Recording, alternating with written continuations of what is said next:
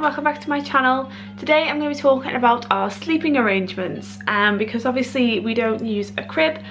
A lot of people, and I have suggested to people who are having problems with sleeping babies about co-sleeping, and I've also made some comments to people who co-sleep and are like ashamed of co-sleeping. But yeah, I'm going to talk you through the guidelines to co-sleeping, why we co-sleep, and our co-sleeping arrangements. I'll show you it in like detail. There isn't much to look at, but I will explain to you why we do what we do. So yeah, this, if you don't know and you're new to my channel, this is Matilda, who's currently like obsessing over something on the floor. I can turn that annoying music off now actually. Now she's not sitting in her basket little thing anymore. Hi! Should we tell them about how you sleep? Oh, you're standing. Oh, you're standing. Let's sit, shall we? Shall we sit? Yeah. Let's sit. So yeah, you will probably hear her like grunting and getting a little bit annoyed because it is nearly feeding time for her. It's always feeding time for her, but she is getting hungry, so I'm going to hopefully film this bit of the video first, feed her, and then film the second bit for you guys. So yeah, we co-sleep, or better for the word is we bed share. Actually the descriptions of co-sleeping is sharing a room with your baby, and that is what is advised up until they are 6 months old. You're advised to share a room with your baby. This is by the NHS, by the Lullaby Trust, by every safe sleeping guide that you will ever encounter. But yeah, some people choose not to, but this is the safest arrangement for your baby. So if you currently sleep in the room with your child, you are co-sleeping. If you sleep in the bed with your child, you are bed sharing. I know it sounds like totally stupid, but some people do get them confused, and I used to, so just gonna like clarify. So yeah, there are some guidelines to bed sharing. I have got some like notes here, but I do, oh, I'm being dribbled on. Ugh. What's that, muslin? Ew. Ew, Matilda. Yeah, so as I said, there are, I know them pretty much, but obviously I do have to like give you the correct information if I'm gonna do a video about it. So yeah, there are some pointers that you shouldn't share your bed with your baby, and they are if your baby is a low birth weight. So I think it's 5 pounds and under. Let me clarify. Yeah, 5 pounds or less. So if your baby is 5 pounds or less, then you shouldn't bed share. Or if they are premature, so if they were born before 37 weeks, because obviously 37 weeks is classed as full term now. And yeah, this is strongly linked to SIDS, because obviously your baby is very small, and also their respiratory system isn't as fully developed as it should be. So yeah, I'm not sure about the sharing once they reach their birth weight, you know, a healthy birth weight or whatever. I think it is, but that's something you have to double check and find out your own research on, because obviously Matilda definitely wasn't low birth weight. She was a chunky girl, and she still is. Also, you should never bed share if you or your partner smoke. You shouldn't bed share if you have had a drink. Now, they say a drink. See, I would class that as being drunk and like drinking a lot. I've had a small glass of wine in the early evening and then took her to bed at 10-11 o'clock. I wouldn't class that as drinking, because obviously the effects of drinking can make you sleepier, can also make you less aware of what you're doing and stuff like that, obviously, if you're drunk. So yeah, that's what I would class as that anyway, my personal preference. Obviously these are just guidelines, like, you know, but it is guidelines. They are there for a reason. They are there to keep you and baby safe. So there are some things they advise that you do, and things that I would advise that you do. So I would advise, should we just pop you up here now? I would advise that you don't wear any loose clothing. So don't go to bed in jumpers, like dressing gowns, or like anything that's got like a waterfall effect on it, you know, like tight fitting clothing only.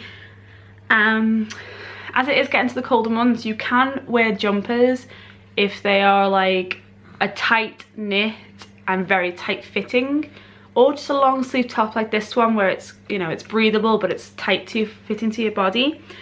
Personally, I still just wear a vest top, because obviously at night, if you are breastfeeding, that's another fact you should learn, is that they do only advise that you bed share if you are a breastfeeding mother, but that's, again, it's kind of down to preference, but it is a guideline again. The reason for that is, just like sidetracking, the reason for that is breastfeeding mothers tend to have a better awareness of where their babies are, and babies will naturally sleep by the breast. So yeah, that's just a side note. But yeah, tight fitting clothing, no loose clothing, no heavy clothing either. Yeah, but I tend to sleep in a vest top because obviously you pull it down to feed in the night time. Another one is no like heavy duvet. They do sometimes, like, you can get clashing advice of don't use your duvet with the baby, or, you know, like different things. I use our duvet with Matilda down here, but I have my duvet at my waist, so it comes up under her arms. It can't go any higher because there's just no more quilt. Yeah, and we only have a very light tog duvet, and she only sleeps in a sleep suit. That's another thing. You should never swaddle your baby if they're sharing a bed with you, or use, some people say don't use sleep sacks. I would say sleep sacks are okay, because they have their arms free. It's so that if they roll, or you roll to them, they have their arms free to sort of like protect themselves, or to stop themselves from rolling, or to roll back if they can. Yeah. Another note to thing is the way you sleep. They advise you to sleep facing your baby, with your arm above baby's head, with baby at breast level, so that your arm is there to stop any pillows creeping onto your baby's face. Oh, you're strangling me. Yeah, so that's another thing. And also they tell you to when they're very little, to sleep with your knees up. So you're kind of sleeping in what they say is the C shape. So you're sleeping with your arm above your head on your side with your knees up, so you create a C. So your baby sleeps in the middle there, and your knees stop the baby from shimming under the quilt, and your arm stops the pillows from falling down onto your baby.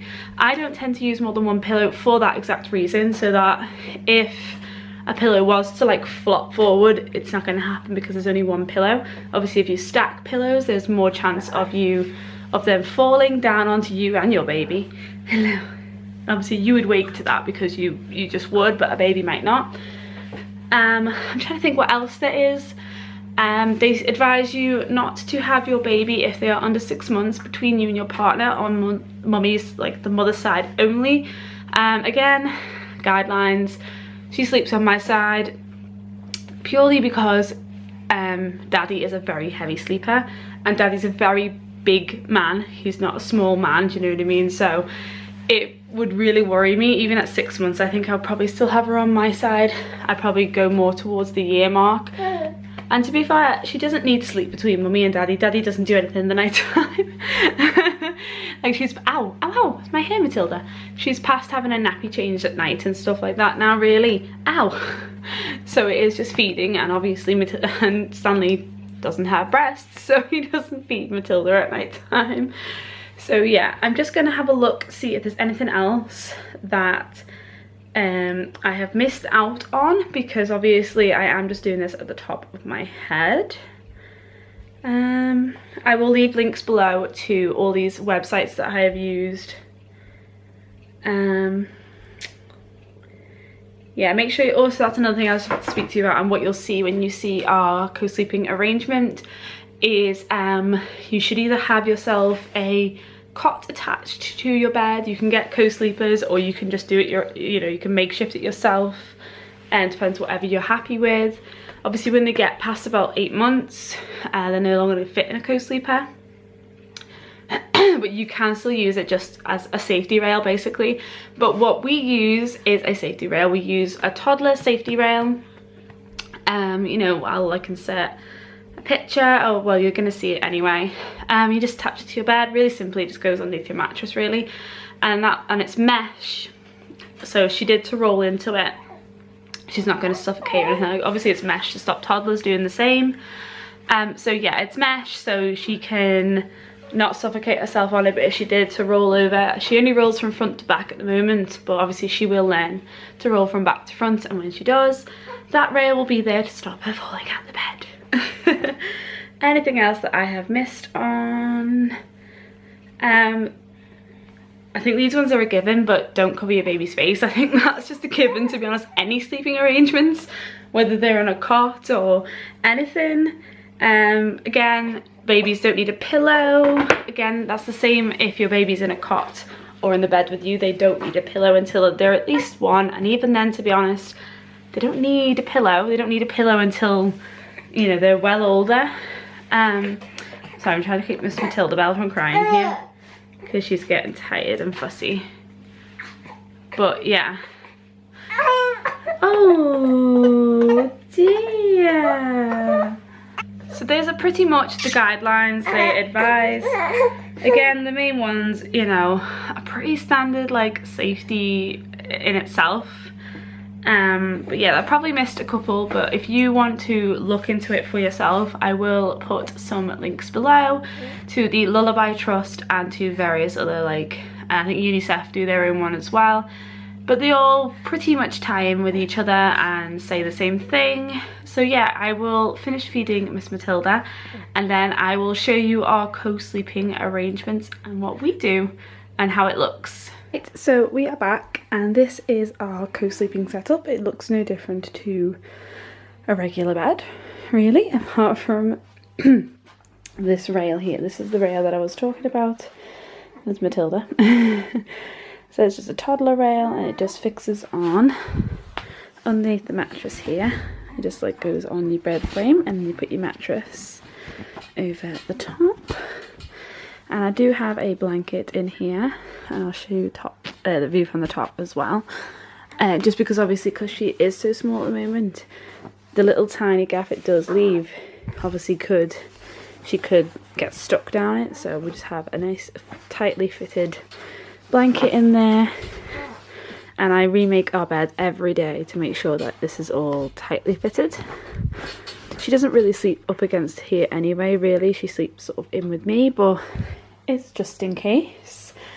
So yeah, as for pillows, you can see like every daytime I make the bed so it just looks like a regular bed, but overnight time, this square pillow and this bottom pillow here go on the floor, and I just use one pillow, and then on our bed itself we just have a very tight fitted sheet so there's no chance of it sort of coming up. So yeah, and then Daddy sleeps on this side, although most of the time it's on the couch because Daddy gets in late from work. Do you like sleeping with Mama? Do you like sleeping in Mama's bed?